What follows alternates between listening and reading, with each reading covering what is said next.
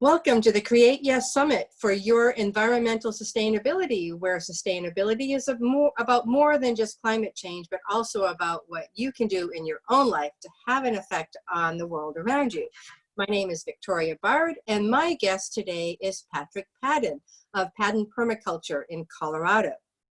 Hi, Patrick. Hello, Victoria. Thanks for having me on. Absolutely. You come with many different offerings, many different layers of what you do for the world, for the planet, through your permaculture work, but not just permaculture. Just to introduce you for our guests that are listening, you dive into things such as food forestation. You have gotten your education as far away as Johannesburg in South Africa and Zimbabwe. There's got to be stories there of how you even got your training. And now you've brought that back to Colorado when you're up at Sunrise Ranch. Nailed it. Thanks a lot, Victoria.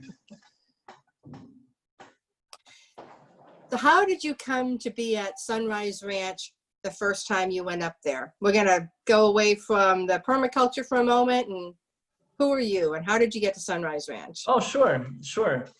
So I finished a degree in philosophy at CSU, and after I left university, one of the things I was really passionate about was ethics, and I traveled around the world really and visited various communities and farms and food production areas, because these were at the heart of what I thought a good life entailed. So when I returned from my travels to Africa and a few other places, I was considering, do I go back for another degree program? Maybe I get my master's degree. Do I find work, find a job? And the third option was to do this internship up here at Sunrise Ranch to put into practice some of the things that I thought were going to be important. Because you got to understand that this summer was such a big awakening for me as I realized the perils that we were facing with regards to peak oil and genetically modified food and just seed security and all of the things. That was a big, wide open awakening for me. And I thought that the collapse was going to happen that summer. That was 2006, the summer. And I thought, I have to get my root cellar full of potatoes and onions. I've got to learn how to grow animals, and I've got to have the skills to provide for my own sustenance. And I've got to do it this season. The urgency was there. And that's all good. Don't worry. Yeah. So I found this internship at Sunrise Ranch, and I was here with such enthusiasm to learn about, there's a deep, long history here of providing for one's needs on a physical plane, on a spiritual plane, and I really felt at home when I arrived. Mm. So what got you interested in ethics? You mentioned GMOs, you mentioned oil. Was there something that happened in your life, any kind of crisis or crisis of conscience? What led you down that path? Because what we have in the world around us, the normal, which is no longer our world, but what used to be what we considered normal, conventional foods, that was normal. So what was it there that got you on this path to a more sustainable and beyond sustainability, as you say, with your work? Absolutely. I think there's two components to that question, or two answers to that. One has to do with the logic that is taught in the philosophy classes. So the real basic, if this, then this, therefore this, and combined with just some fairly basic physics ideas about resources on the planet and how we consume them and how we could be at risk of not having enough, whether it's food or energy or water or whatnot. There were a handful of patterns, kind of outplanes of society, of civilization, the way that we develop our communities and our infrastructure, that seemed to pose a threat to some of those basic needs of ours. And so almost from a really simplistic mindset of promoting life, or like ensuring that that human consciousness, that really our species, it was a somewhat species egoic, or almost DNA egoic. Like I want my lineage to go on, and I'm not just meaning like through my kids or my offspring, because I think the same desire is in any human, whether they have kids or not. But the desire for the human species to continue, like this is a cool thing that's happening, consciousness on the planet. Why not have a value to perpetuate it?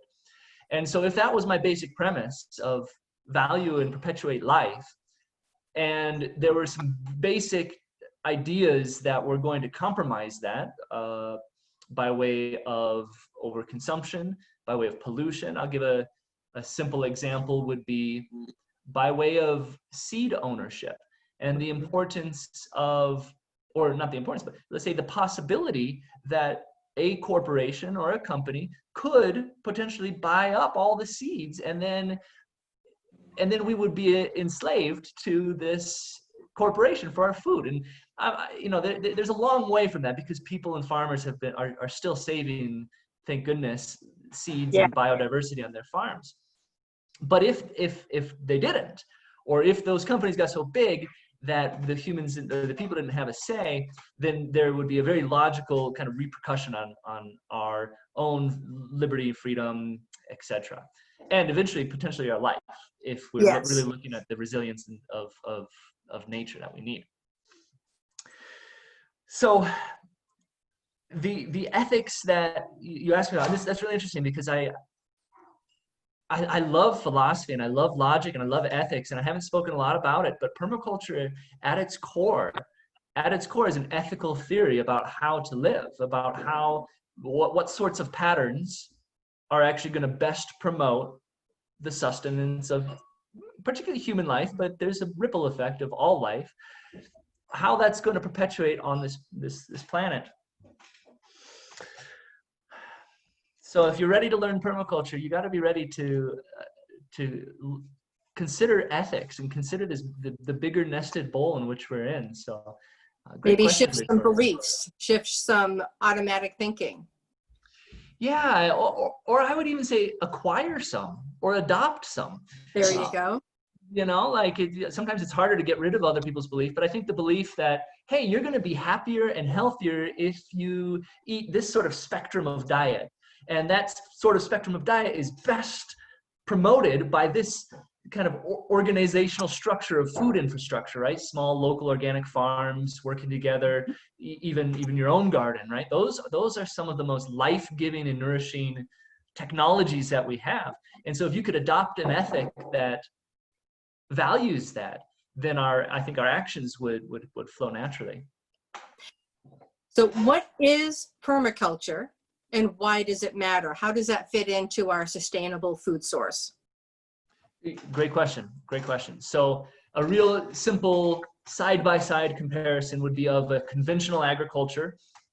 And I'm not just talking the technique of the agriculture, but I'm talking the scope and the scale of how we're dependent upon it through our capitalist system. And the basic tenet of industrial agriculture is typically to open up the soil and plant an annual crop that is going to flourish in that freshly tilled or freshly opened soil. And we, for the most part, grow one crop. A lot of, some wiser farmers will sometimes intercrop, or certainly they'll rotational crop or something like that. But the basic tenet is the same, is that you're knocking the ecological succession of the soil, which wants to grow and evolve and develop humus, et cetera, microbiology, et cetera. We're knocking that back down to like a early phase succession that would happen after like a mudslide or an earthquake or some event. And in that space, annual plants thrive. There's a reason why when you open up the soil in your yard, or if you're building a new home, the first plants that come into the yard are typically have a deep taproot, maybe prickly leaves, a gazillion seeds of life, the first year of life. Those are the pioneer species. Those are annual weeds. And that's what's going to help prepare the soil to like graduate the succession, because after the perennial weeds come in, I'm sorry, after the annual weeds are there, then come annual grasses, and then come eventually perennial grasses. But the industrial agriculture system is capitalizing on this pioneer species, because a lot of the food we eat are pioneer species. A lot of the lettuce and brassica and even the fruits and vegetables that we're accustomed to thrive in that type of soil environment. The trouble is that it requires a lot of work for us to continuously knock back the succession of the ecosystem to a fresh starting point to get to generate these species. And moreover, we're always going to be combating the weed pressure because they also like it. And so we've developed this system where we're on a constant battle, fighting back succession and fighting back the plants that are normally wanting to populate our farms and gardens. So the alternative is permaculture, and it gets its name from permanent and agriculture, because rather than looking to a annual tillage pattern, you are trying to make more use of more permanent species or perennials. So the model that a permaculture system is mimicking is the natural tendency for earth or for soil to want to diversify, to want to complexify, to want to evolve through a succession of annuals and become more stable, more resilient. And the most productive style of ecosystem for humans is actually more like a forest type ecology, where we can cultivate a soil that's more rich in fungi and bacteria than is the conventional sort of pasture or prairie land that might normally be out here. So there's a couple things to keep in mind with permaculture. One is that it's not 100% against the annuals, because we still grow annual production in our space. That's part of our food culture, and it's one of the ways that we can produce a lot of the produce and even the grains. But to miss the opportunity that we have as humans to put systems into motion, these are like art projects that are living because they grow and develop. One guy described it to me, he said, oh, we're putting in all the elements of a forest and then watching it grow and thrive. But we choose those elements to be extremely useful to humans, whether they're fruit trees, nut trees, medicinal plants, culinary herbs, perennial vegetables, or tubers. All of these things can work together in a much denser growth area. So it's useful to us in a home scale production standpoint, but it's incredible, like even more useful when we really zoom out and look at the scope and the direction of humanity and say, we can be on a scope of degradation and like eventually the ecosystem is going to become less complex, less diverse, and ultimately it become a desert. Or the second option is to go the route of foresting our space in our land and leaving something in motion that's going to become more productive each year, year after year, for the future generations. So what you're talking about then is really focusing on the foundation of the soil itself, not just about what we're planting, but what's in the soil. I think our food these days, after how many decades of less than ideal practices, we've killed the soil. The bacteria that we really need to grow and collect all the nutrients from the soil, it's washing away, shall we say. So when you are working with someone, whether it be a homeowner or a farmer, because I think you talk about different environments like that, how do you approach that? You know, what is a message, say, for a homeowner? Because my scale here is to work with individuals and what can they do in their life.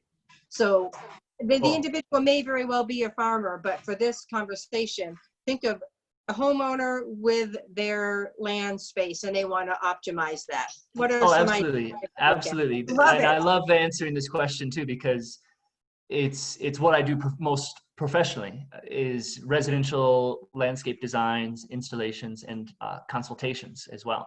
So the first thing I do when I come to somebody's house is we speak about the goals. Well, sometimes I'll send a survey prior, but the gist of the conversation begins with some goals, right? What are they trying to accomplish? A lot of people want a low maintenance. They don't want to have to put in a lot of work, but they also want to be more water conscious. They want to be smart with their landscape. They don't want to be contributing to the problems. They want to get it right. So they don't want to use a lot of fertilizers. They don't want to have to be pulling a lot of weeds.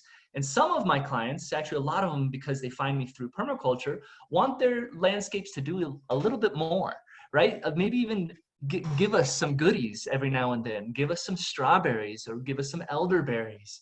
There's a lot of medicine that is a beautiful drought-tolerant plant that can be a staple in your garden for many generations. So there's also some missed opportunities sometimes, right? There's in permaculture, we have a phrase that says the problem is the solution. And so by shifting our viewpoint, for example, if somebody's got a downspout that is creating a wet spot in their landscape, rather than trying to mitigate the water or treat it like a problem, we want to come in and actually treat that as a solution. That's a great opportunity. That's water, especially here in Colorado or any part of the arid parts of the country. That rainwater can be infiltrated via a basin, basically a depression in the landscape filled with some mulch that allows it to not be standing water, but allow it to infiltrate. And it becomes like a humus factory with the decomposing mulch and water. And then you can plant all sorts of different varieties of edibles or medicinals or ornamentals or xeriscape plants as well. So, so we start with goals, what you want to do. And then we do an assessment, because the landscape also has some goals, or at least it has some tendencies. So we look at any places where there's abundant water. So all of the hardscape runoff, not just from the roof and the downspouts, but any hardscape runoff that's coming off your driveway or from outside of your property, which is a wonderful problem to have, is if water is visiting you, right? If we manage it well, manage it with an overflow so that it doesn't become overabundant. And we take this assessment, the site assessment, that includes microclimates, water, energy, the views you want, the privacy you want, everything that you want, or let's say that is existing on the property. And then we take your own goals, and we have what you personally are wanting out of your landscape. And then together we find this synthesis or the synergy between what's wanting to happen on the site and what you're wanting to, so that we're not working against nature. We're not setting you up in a situation that you're going to go to battle and you better be on it every spring or else. We're going to set you on a path walking with your landscape through the beautiful myriad of succession as it grows and evolves and becomes more complex and more diverse. And as the species of birds sit near your porch and you watch their babies come and sit by your porch and make friends with the grandkids of the robins, you know, the connection and the depth that we can gain with our landscapes is immensely underrated. It's a lot of folks out there might be on it. The image that's coming to mind for me may seem very strange, but my niece cuts hair, and people will sometimes bring in a picture. I want my hair to look like this, but their head doesn't grow that way, and no matter how she tries to cut, there is no making your head look like that picture. It's not going to happen. That sounds like you're taking what land is here and making sure that you come up with a plan that optimizes that land mixed with what someone wants to do with that land. On spot. That's exactly right. That's exactly, and it's an easy sell. It's an easy sell for me to walk into somebody's land and say, hey, these beautiful goals you have resonate and harmonize so nicely with this, and all of the goals that you were hoping to get accomplished are met, and you're going to have a cool peach in the summer as well, or and you're going to have strawberries along this walking path that you didn't even realize that could grow here. So there's I love being a permaculturist because people know this deep down. They recognize it when I start speaking about these topics. They feel a deep resonance, like, that's how I want my landscape to be. And so when I show up and I offer these solutions, very rarely will somebody say, I'm going to go with the next guy, just because of the nature of what I see, in their landscape. But not everybody, not just their landscape, but everybody's landscape, because they're connected, right? That's the beautiful thing about the ecology, is that the birds from your yard are eventually going to make it to my yard, and the seeds are going to go in between. And so when I'm developing perennial residential gardens, I'm considering it in a patchwork of other residential community gardens that will eventually connect to be a corridor of biology and such. I'm going to mute for just one. Yep. So my guest today is Patrick Padden of Padden Permaculture. And as we are here at home, we have children, we have other things going on, and this is a perfect representation of life right here, where we have, my child is in the other room as well. And so I'm going to be asking him in a moment about some other aspects of what he does. You have fun there? Yes, all good. Thank you very much. Oh, absolutely. Like little commercial interlude there. So we were talking about the permaculture in individual homes, and I'm getting the sense, I'm not familiar with permaculture, so it's actually good for me to be inquiring, because I have certain expectations of what I think it is, which include things like getting rocks, especially in the setting of Colorado. So get rocks on there and make so you don't have to water the plants, and maybe have a few bushes. That's my preconceived idea. And talking with you, it's a far more connected with nature, follow nature's laws, build that connection, and have a real plan to do far more than just put rocks where you don't want to water the grass. Yeah, big time.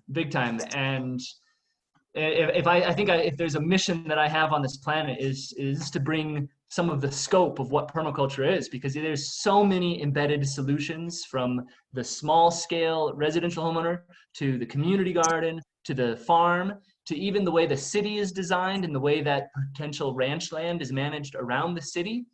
And not only that, it's applicable for wealthy communities, and it's so applicable for middle income, and it sure as hell is applicable to a lower income neighborhood family to be able to grow and sustain food and habitat. Some of the poorest areas on the planet are going to be our best informants on strategies that work, right? Because they are motivated by need in many cases, which a more well-to-do community, it's not a needs motivated activity to take these actions. And so we are, in my opinion, going to be looking very closely at areas in Detroit, community gardens, urban gardens in Detroit, or small local homesteads of Zimbabwe, where conventional agriculture was essentially thrown out of the land, and now it's returned to small landowners' hands. And what techniques and methods are they going to be working? So I sometimes call it the permaculture bite. When somebody sinks their teeth into what's happening with this philosophy, and like how their little action, even if it's a balcony garden with a basil plant companion planted with a marigold, right? That little act of companion planting, stewarding a little bit of soil, putting a little oxygen into the air, attracting a little insect, that little act is connected to like the most important mission of humankind, which is survive. Yes. Stay alive. Keep your habitat alive so that you have food and water and stuff to keep yourselves alive. And it's generational too, right? Like the activities and the trees that I put into motion now are going to provide that foundation of biomass, fertility, shade, oxygen for future generations. So it's just paramount. In fact, that reminds me of a little something. It was once pointed out that I use a lot of P words in my presentations. Yes. And moreover, being Patrick Padden of Padden Permaculture, I also found this quite interesting. So I wrote a little poem, if that's all right. Can I share it? Go for it. Absolutely. Great. So it's a prudent poem entitled My Peace. The world simply needs more peace. And who better than I, Patrick Padden, a Pisces born on St. Patrick's Day, to bring more peace to my peers? My plan is to push the paradigm, to persuade the preposterous and pervasive patterns of our precious community, and proudly preach this new pattern, this new philosophy. And so I am poised and prepared to promote peace through the production of perennial polycultures. Please pay attention as I describe what I mean. Properly placed plants of the perennial persuasion can provide us with produce without the need for perpetual soil preparation. Perennial polycultures are simply proper groupings of plants and animals placed in proximity to our peaceful communities that provide us with our basic provisions of clothing, shelter, food. Perfect. Relationships in perfect proportion build fertility and resiliency, and thus the proclamation towards a more permanent society. Picture peaches, plums, pears, and pecans, providing a trellis for grapes, interplanted with parsley, pumpkins, potatoes, and peanuts, perfectly balanced with pecking chickens, producing proper protein. And everything, even your pea, is an asset to this community. Protect your patio with deciduous trees that shade you in summer and lose their leaves when the weather gets cool, allowing your nose a sunshine sneeze. Perennial polycultures can cool your home for a portion of the price and produce your medicine without the need for a pesky prescription. Let's grow our peace and our communities. When the pleasures of a productive habitat are pervasive all around us, peace will penetrate. Peace will penetrate. And if that's not productive enough, I'd like to sing you a short melody, or as I call it, a mellow pea.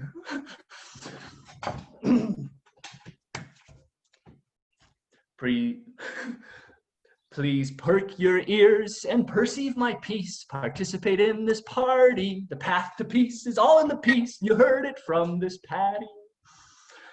That'll do. I'm done with that. Mic drop. That's precious. Precious. Yes, thank you. Thank you. I love playing with the words, sounds, but I don't think I can sing my songs here. They don't quite apply. That was great. I really enjoyed that. And is that on your website? No, no. Have you recorded it anywhere? Is it on YouTube? Is it out there? Because it's going to be out there now. Thank you very much. Yeah. You know what? That was really fun. And I want to go back to one of the things that I've been thinking about since you brought it up, which was food forests and growing in the high density and with the trees. Because I was reading about that one time before, that we can use the different diverse, we think of farming and growing vegetables as growing some people think of growing it by itself outside in the sun. It's going to just be burned up by the sun if there's not enough water. But I've heard that growing them in the forest with, you talked about pairing the marigold and the basil. I think it was basil. So pairing, how can we optimize planting in the forest or in a forest, food forest? How does that work? Do you have fun with that? I'd like to have fun with that for a minute. Sure, yeah, absolutely. It comes down obviously to what the user is going to want and what the user is going to need. So some homeowners need nothing from their landscape. They are content with everything from the pharmacy and from the grocery store. Others need only, the occasional plum or piece of fruit. So that's as simple as a simple tree. And then the rest of their landscape might not be conducive to a forest environment. If I had my druthers, I would put everything into forest ecology and see how that works. But there is a level of maintenance that's necessary for a forest to evolve, primarily dealing with animals, right? Animals and forests have been integrated for so long, and if we try to grow a forest without animals, then there's like certain tasks like mowing or pruning and stuff that humans are going to be responsible for doing. And so in everybody's front yard, it's not necessarily the case that it's the best strategy to try to grow a forest. What is the idea that certain plants grow well with other plants, a small polyculture, or a grouping, if you will, just like humans, right? We do well when we're around a few other, even slightly different people. And it pushes us to grow, just like certain plants can encourage other plants to grow. So a very simple, tangible idea would be a plant guild. So let's say, for example, you are going to do your stone or your rock xeriscape in most of your yard, but there's an area maybe that gets a little runoff from the rooftop. Maybe it's in a nice microclimate, protected from some wind from your house, and that might be a good place to plant a guild. In a guild, you choose a dominant fruit species or nut species. For Colorado here, a plum is a really reliable variety. And then you choose sort of an understory shrub or bush. This is to your taste, right? In Colorado, we can grow goji berries or gooseberries or currants. We can also grow blackberries and raspberries. These are sort of an understory shrub. Some of those plants even fertilize with their roots the fruit tree that you've planted next to it. So that's an example of a companion guild. Then you have the layer of soil that you want to cover and protect. And contrary to what you were talking about, like putting rocks around the plants you don't want to, in a guild system, what you're actually going to be encouraging is decomposition of organic matter in that space. And so these guild systems will be quite heavily mulched. And the benefit of that is that any of the surplus refuse from the tree or the shrubs, the leaves that drop in the fall, will then fall on this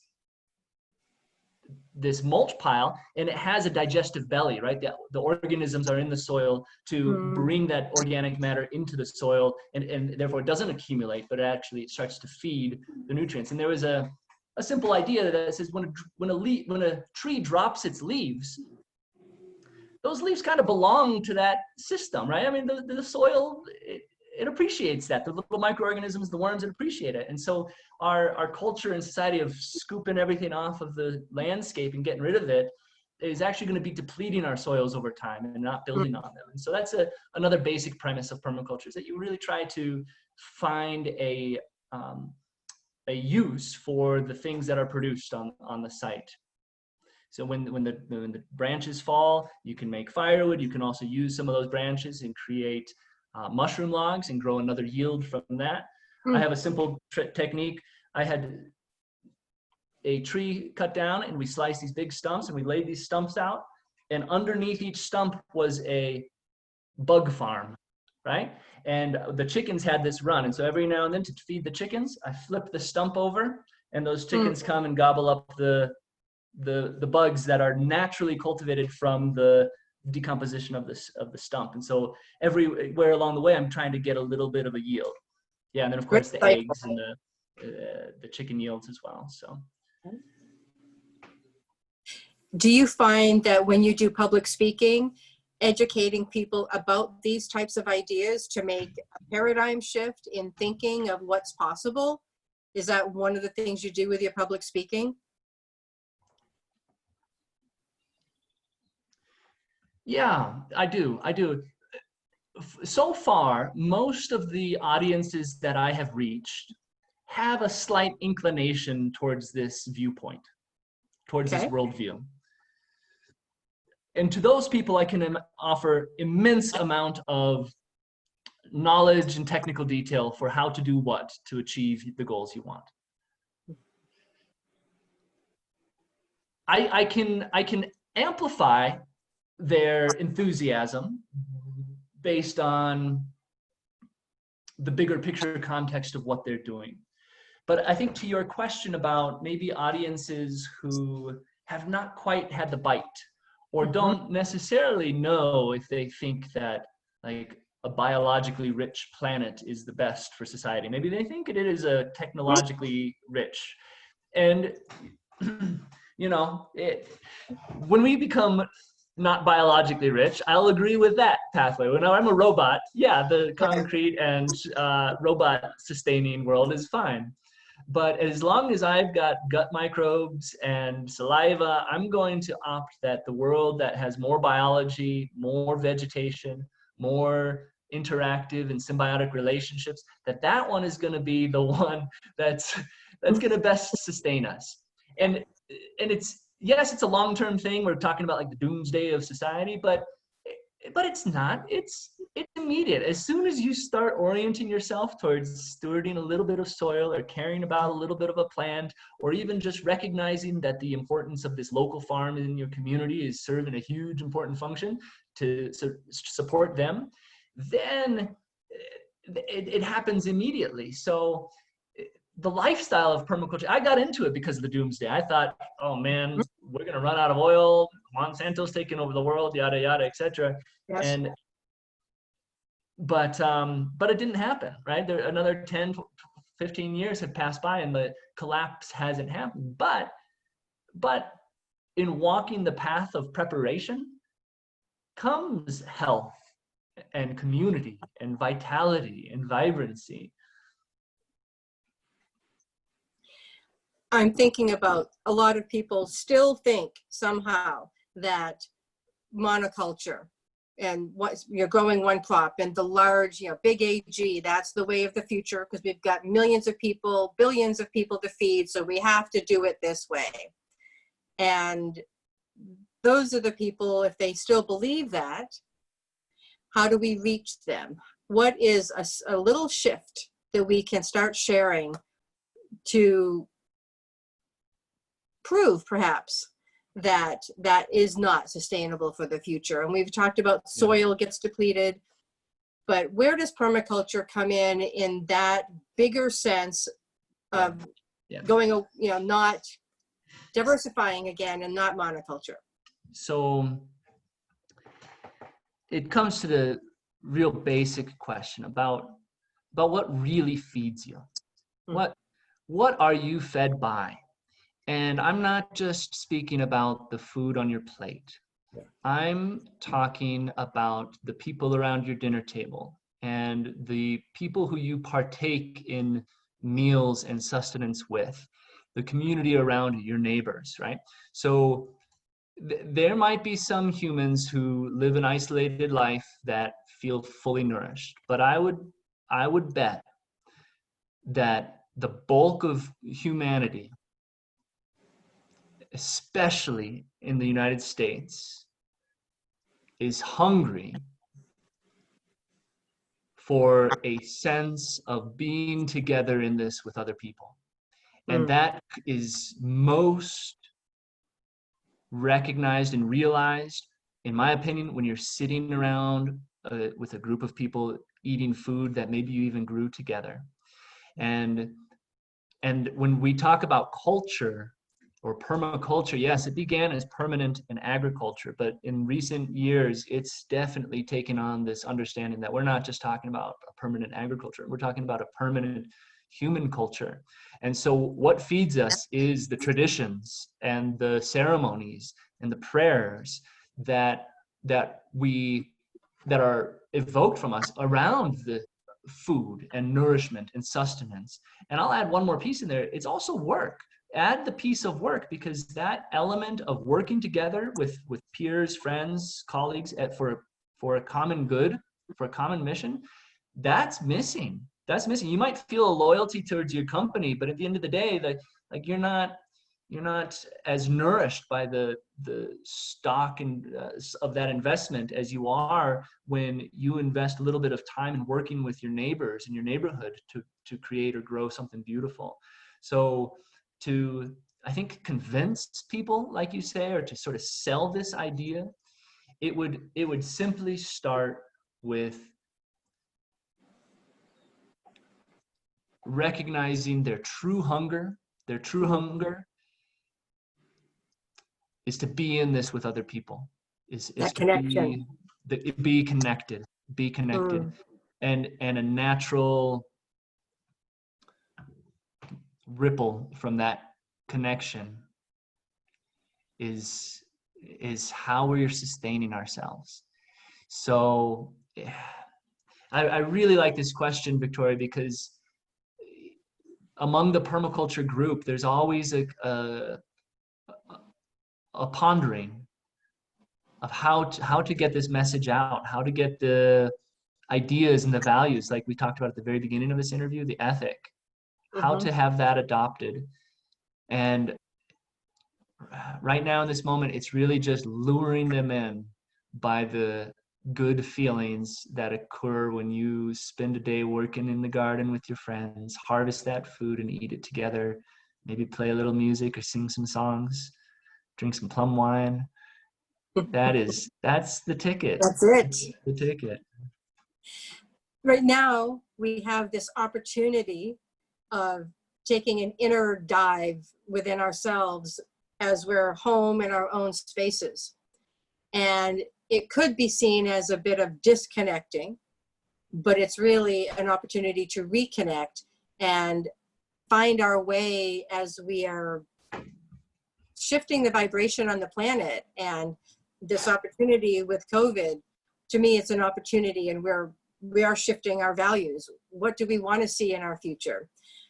So as people are at home and not proximal to each other, what are your ideas and thoughts around that, to how people can build community around permaculture and because we can't sit around the campfire in theory, although maybe we're doing it anyway. Yeah. So how do we do that? We're creating this new vibration. It's inescapable that we are creating a new vibration and a new set point and the awakening that we're in. Do you hear my question underneath the words? Yeah. That's good, because the words are not quite getting it, but I think you go with the question beneath the words between the lines. Yeah.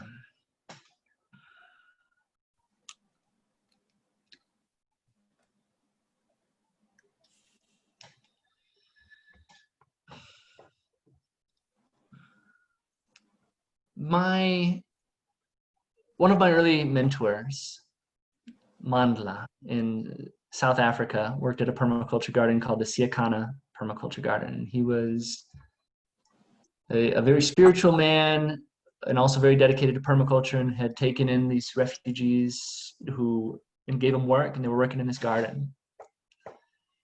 And he would feed us, and he would teach us about nutrition as he was. And one of the things he said, we were eating some raw cabbage one day, and he says, "Patrick, raw cabbage is the policeman of the brain." And I said, "Well, what does that mean?" He's like, "With the raw cabbage, it goes and gets all the bad thoughts." And what he was meaning to say, what he said, the interpretation is that cabbage allows us to think clearly, or think good thoughts, or think positive vibes. And he used this metaphor for it. And so in that process of being in this permaculture garden, learning a little bit about the effects that good food has on my mental capacity. One moment, please.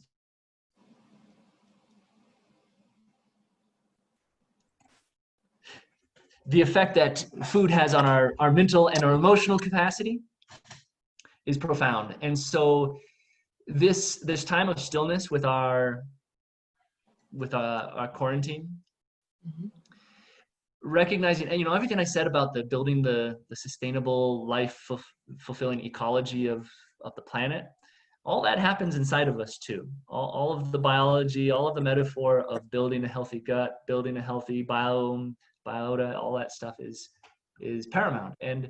And as we emerge from this, we're going to need to have a new lens. We're going to need to have a new operating system to be able to engage with people who've grown profoundly. Like, we're going to go out into the world, and the people around us, 3 months alone, 5-6 months alone of deep thought and reflection, like, people are going to be different. And so we have to be prepared for those new interactions and those new possibilities. And I love the way that you've coined it here, this sort of new vibration that we're in. And so we can begin to doctor our own vibration, our own food vibration, by taking this time to explore food wellness, dietary wellness, eat foods as locally as you can find them. Where's the nearest, how far do you have to walk before you can find something edible? Right? That's a question I sometimes like to ask people. All my clients say they can walk out the back door.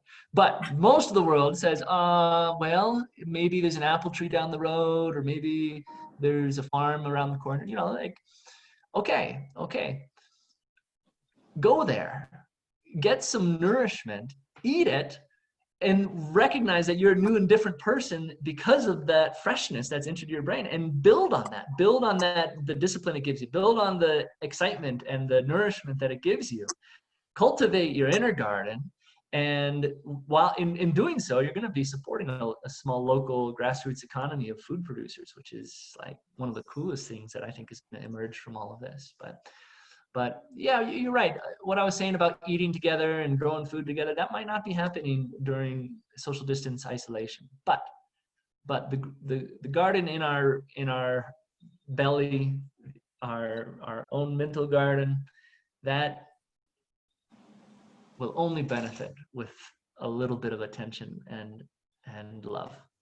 And I think we certainly can hold that vision of that time when we can more intentionally have group meals, come together around the fire, and if not the fire, come together around something, some shared vision, some shared values, some shared something, and plant that seed of, this is what I want in this new vibrational planet. Because we haven't had that in our past. We've gotten so far away from the community gardens, community meals, community gatherings. And people I'm finding are meeting their neighbors now, as opposed to not even seeing them as they cross in the street. Now people are connecting even more with this time of spending with our time at home with ourselves, and growing into our new people, growing into the new people that we already were, but we're growing into the new shoes. I don't know. That's what's coming.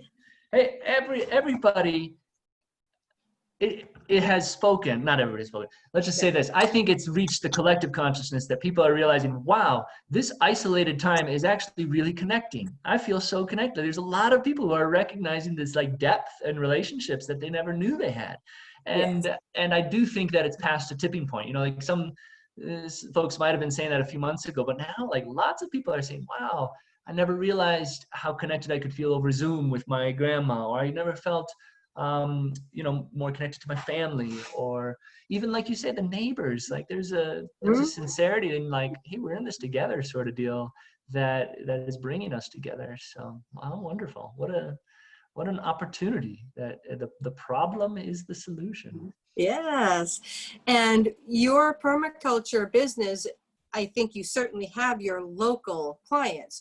Do you work with people in other areas in any kind of online way? Oh, that's a great question. Yeah, so I'm building my company from hiring out some of the installations that I used to do on my own, and doing more consultations and design work. Oftentimes I will go to the site. I'm open to doing consultations over the phone or over Zoom, especially if I could see some of the landscape. And I'm also open to some mild travel. I'm getting excited to get around the country, and I can go to somebody's house with a mask on and keep some distance from them. So please don't hesitate to go check out paddenpermaculture.com and give me a call. I'm happy to help with the permaculture ideas and needs. And also, Victoria, something I'm stretching into as well is reaching that crowd that we spoke about that might not already be on the boat. So different corporate functions and keynote opportunities is something that is a leading edge for me that I'm going to plant a little seed and hope to maybe get a little water on from even this platform. Thanks a lot. Absolutely. Well, and one thing that I want a little bit more of that you were speaking about is your mentor who told you that cabbage helps clear your thoughts. Do you have other little food tips like that? Oh, sure, sure. Well, one I think is important for anybody really. It's to grow a little plantain. Plantain grows like a weed in many places, and this is an extremely potent anti-venom for spider bites, mosquito bites, and wasp stings. And so because I have kids, I have always had, or at least I've always known where the plantain is. So learn this plant. It's probably growing in your yard right now. You could just put a little mulch around it so you know not to pull it up. And when next time you get a bad mosquito bite or your kid gets stung by a bee, don't go for the Benadryl, just go for this little bit of a plant right there. Make a little poultice with it and put it on your bee sting or your bug bite. That's a lovely one. There's a plant called mullein that has extremely beneficial properties for the respiratory tract when the smoke is inhaled. And moving into more cases of COVID-19, there I think is a potential for that medicine to be more widely cultivated and used. And I'm not a medical doctor and not authorized to give any sort Not a of prescription, just right. an idea. The mullein root, yeah, the leaves have been sacred to indigenous communities for many years as a smoke blend for their pipes, and the roots also have these respiratory benefits. Other food tips, one of my favorites is garlic, right? The old standby. It grows very easily and well in the Colorado climate. You put it in October. This is different from most seeds that we plant at the beginning of spring.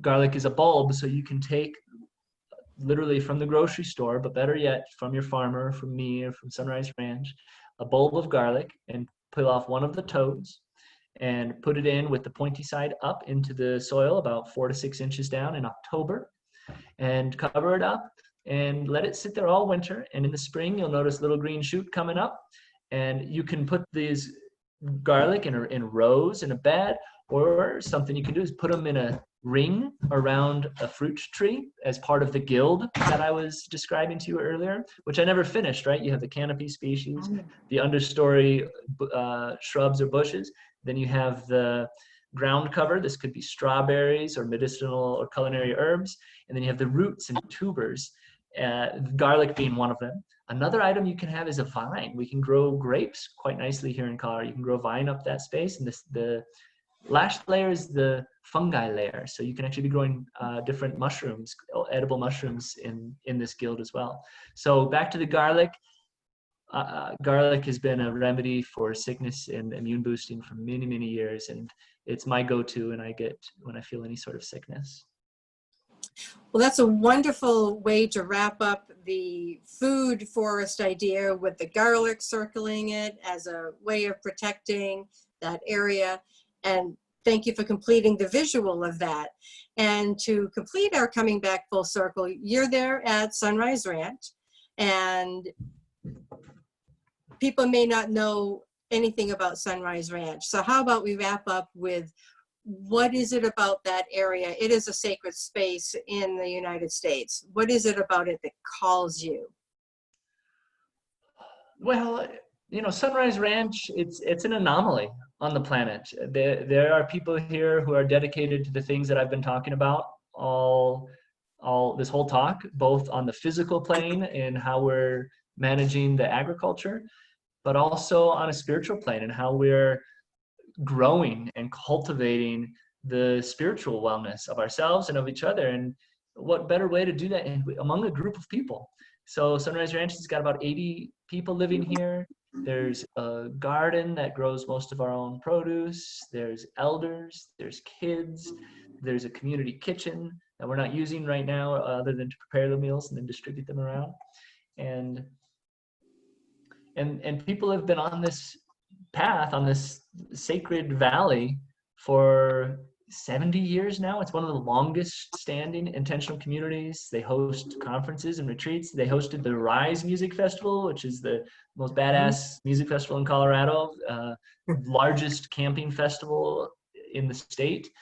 And it's got a vibration that is a very tantalizing, attractive place to be because of I could name a lot of reasons, the spiritual energy, but also the ecology. Like there's a lot of trees planted in Sunrise Ranch and a lot of productivity happening that benefits not just the humans, but the animals and the plants in the system. So when you come into this field of presence, there's something going on, and that's what it is.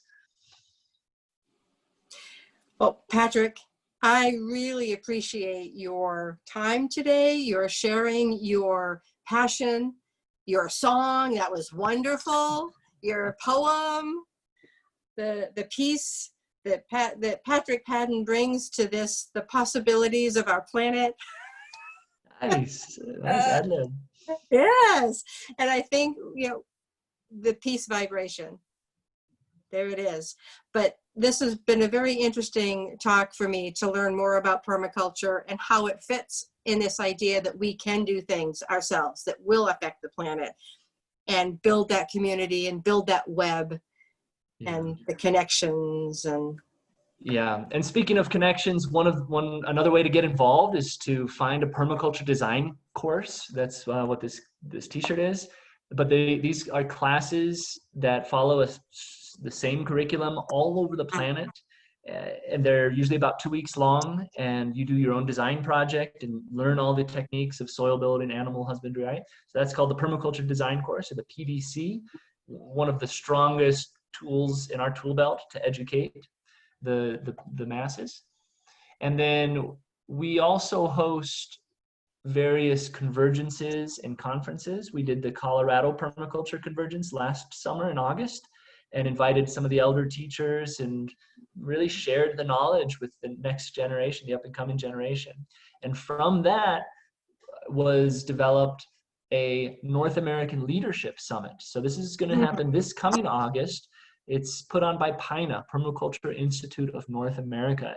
And it's going to be a gathering of teachers and presenters and activists from all spectrums of life and involvement in the country, with a special emphasis on the social aspects of permaculture, because that's really up right now. And believe it or not, there's lots of solutions in the permaculture philosophy that are going to contribute towards the equalizing of our cultures and of social justice in the country. So that's going to be August 20th and 23rd. I think a 3-day online conference can be found on the PINA website, maybe pina.org, PINA.org. And then, of course, people can contact me, Patrick Padden, directly. At Padden Permaculture, Padden Permaculture. I was looking for you with a different spelling and it didn't work. So Padden Permaculture.com. Yeah. Patrick, thank you so much for joining us today. You're welcome. Thanks a lot. We'll talk soon.